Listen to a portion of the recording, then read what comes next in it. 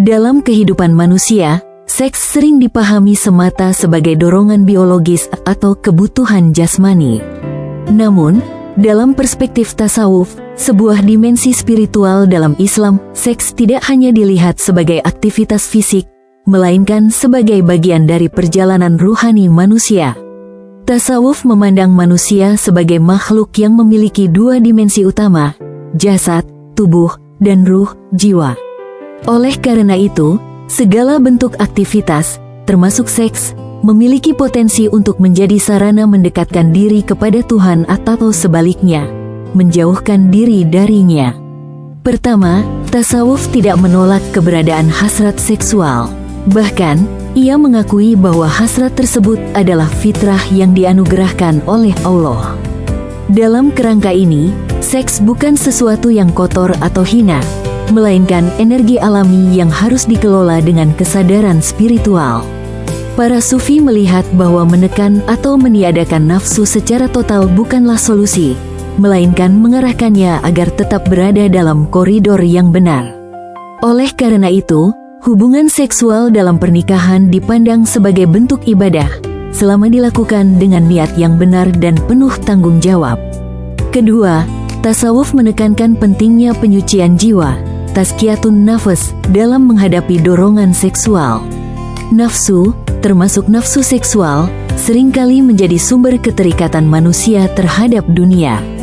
Jika tidak dikendalikan, ia dapat menyeret manusia pada perilaku berlebihan, bahkan merusak.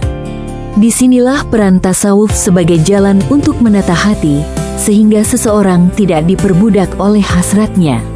Seks dalam pandangan ini bukan sekadar pemuasan, melainkan ujian, apakah manusia mampu menjaga keseimbangan antara kebutuhan jasmani dan tujuan ruhani.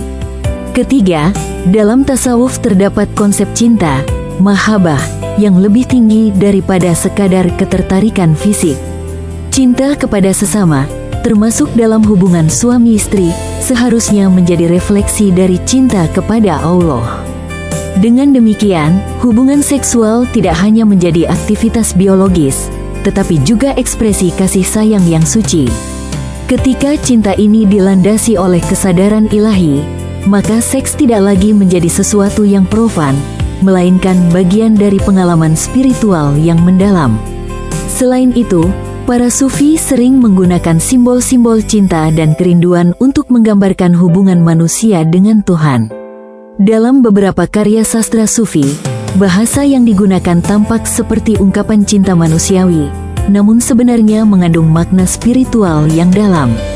Hal ini menunjukkan bahwa energi cinta, termasuk yang berkaitan dengan seksualitas, dapat ditransformasikan menjadi kekuatan untuk mendekatkan diri kepada Yang Maha Esa. Namun demikian, tasawuf juga memberikan peringatan keras terhadap penyalahgunaan seks. Ketika seks dilepaskan dari nilai-nilai spiritual dan moral, ia dapat menjadi sumber kehancuran, baik bagi individu maupun masyarakat.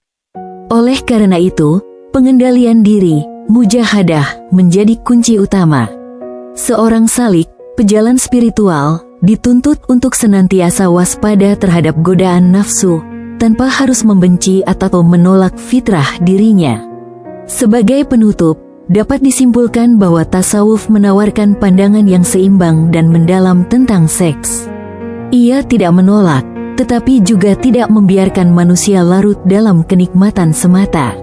Seks ditempatkan sebagai bagian dari kehidupan yang harus dijalani dengan kesadaran, tanggung jawab, dan orientasi kepada Tuhan.